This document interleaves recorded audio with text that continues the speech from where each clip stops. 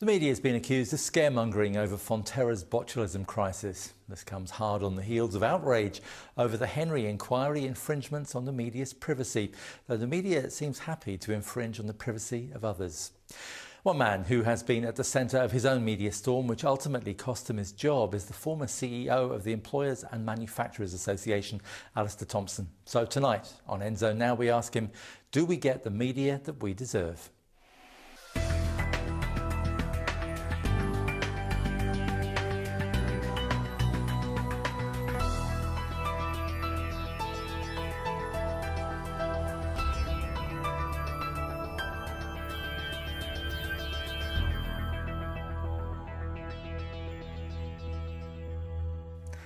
Alasdair, welcome to the programme. Thank you for joining us. There has been a huge media furore this week about the Fonterra botulism scare.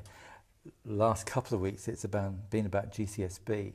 But what it often seems to be is it's almost as much about the media and the way they report it as it is about the story itself. Is that the way you feel it goes? I think I saw that more with the parliamentary services releasing information, and Andrea Vance, you can understand how she felt, but she put herself right into the story and said she was as mad as hell about the whole thing and so on. Then the next day she wrote a much less her in it and a more balanced thing. So, but I've also seen the same thing with the GCSB bill. The thing that I've noticed is that especially in the social media, the blogging and that the mainstream journalists, the parliamentary press gallery people have been doing, and in their written stuff or spoken stuff, it is all about how the GCSB two bills, are going to allow this organisation, the spying organisation, to spy on all and every New Zealander. Almost it sounds like at will. And that's the overall impression. What I see is the media spinning the story one way and the politicians spinning it the other way. And the classic was the other night, a couple of nights ago, Peter Dunn was on Campbell Live. And it was a good interview. But we got to the point where Peter Dunn had twice said, look, I have 7 amendments to go onto this piece of legislation.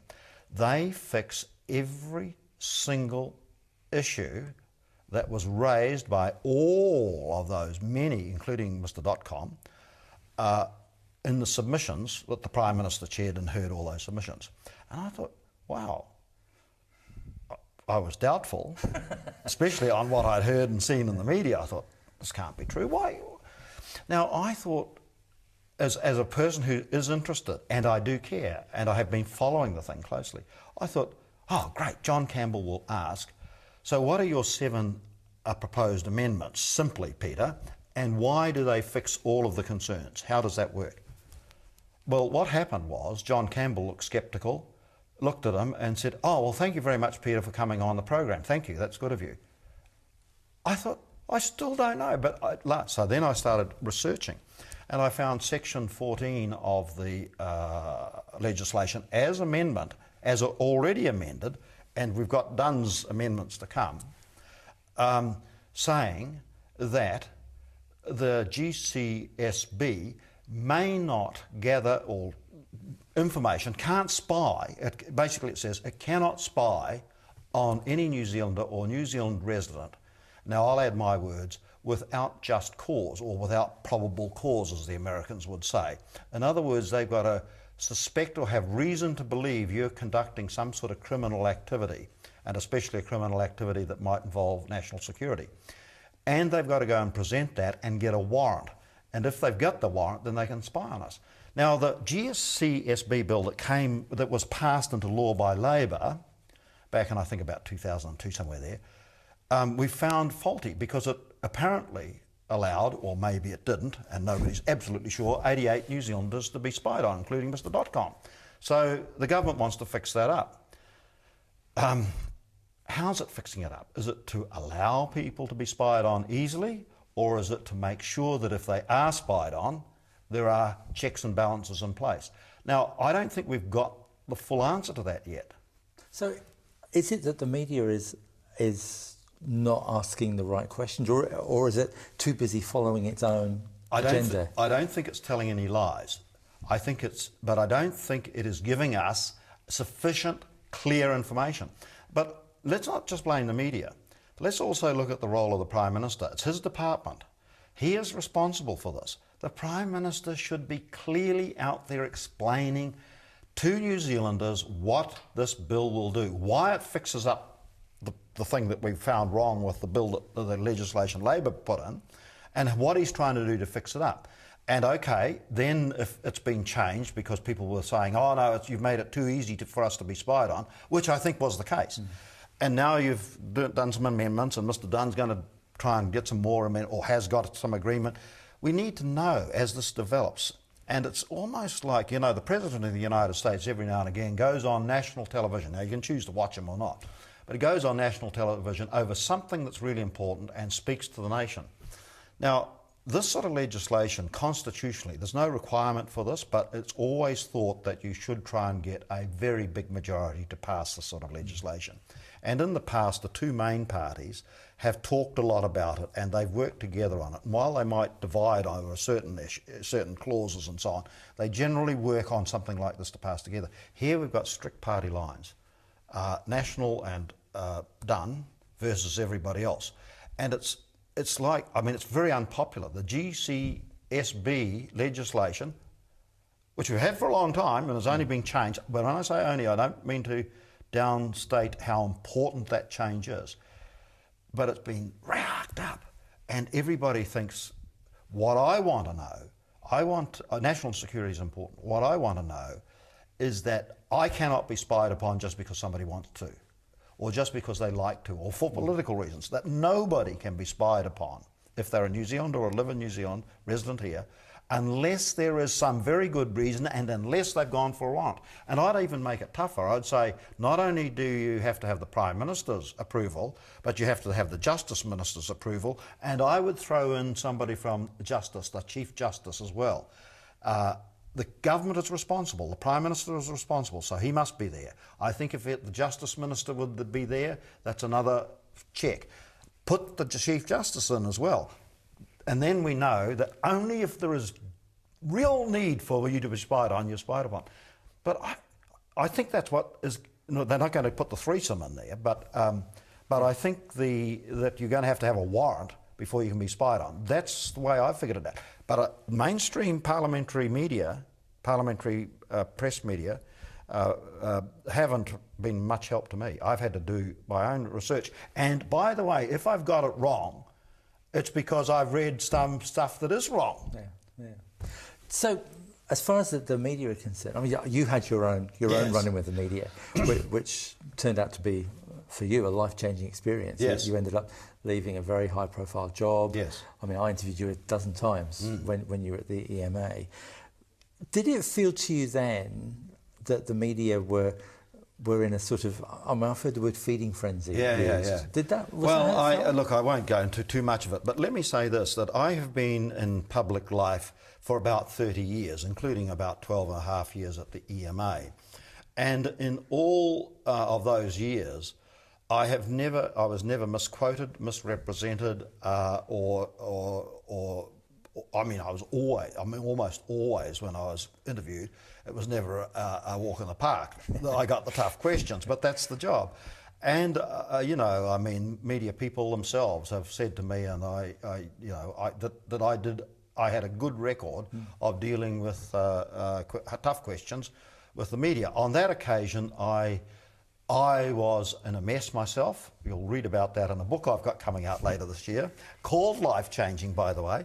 But I was in a mess myself. I behaved very badly when I lost my cool with the interviewer. And just that bit got shown. Now, what was shown on TV wasn't balanced. There's no sane person could come to that conclusion. So, I had a bit of help in my own downfall. But what happened after I had said what I had said on the Hosking early in the morning program, where I'd listed a whole lot of reasons that I believe contributed to the gender pay gap, and added the fateful one about some women's periods having a big impact on them, causing them to take time off work, and then their productivity was affected, was as it turned out pretty offensive. And I've thought about that a lot, and I'm a very much changed person. But there was a furor, there was a feeding frenzy that went on, and the problem is it fed upon itself, because what I actually had said got turned around to Alasdair Thompson says women should be paid less because they have periods and their productivity is less. I had never said that, never thought that, never believed that, and it's quite clear, that was wrong. Now, naturally, I mean, who wouldn't be offended by something like that being said? It was outrageous. Well, I think we're outraged too easily, but it would be a very stupid thing to say. I hadn't, in fact, said it, but that was the story. And so everybody who came to my office to interview me had that in their head, and I had to try and get that straightened out. So no, I don't blame anybody. I mean, there's a lot of water run under the bridge. I'm a changed person. I've dealt with it. But you can get the media hunting in packs, and the Parliamentary Press Gallery is particularly a pack hunting lot. I know many journalists have spent 1 year, even 2 years there, and said, I can't stand this anymore. I want to get back into general journalism. You've become a Christian since all that happened. Yeah, about 20 months ago. Great, that's great news. But as a Christian now, there are issues of truth and justice, aren't there? Yes. In the way that the media handles stories. Do you think that as Christians we have a responsibility to encourage the media to follow that line rather than to just chase sales or whatever it is they are chasing? Well, it's a difficult one, because I'm also a businessman and I know how important sales are for a business, and you've got to sell newspapers and you've got to sell advertising. So the salacious, the sensational, all that is very, very attractive. Of course, journalists are trained to be very professional and to report the news. What I've seen during my lifetime is the growth in opinion pieces, op-eds as they call them, and it's journalists who are talking what their view of life is, or what their view of Peter Dunn or John Key or Helen Clark or Mr. Shearer, David Shearer. Sorry, that was not an act. I'm sorry, David. There's a lot of the journalists interposing themselves into the news itself, which I'm 66. I'm getting a bit older, so I remember the way it used to be. But there's still some great journalists around, and the media is incredibly important, because they're not. I mean, I don't like the word eyes and ears of the public, because that puts them on a pedestal that they actually don't perhaps now quite deserve to be quite so high up. But they are very, very important. But yeah, there is a move that I think is that there is a responsibility side that is not being adhered to like it used to be. I can remember you've been around in this field a while too, even on News Talk, even perhaps before that, when it was 1ZB even, was it? Not quite that far back, but almost. Yeah. But and you know what I'm talking about. Yeah. It's fascinating to talk to you.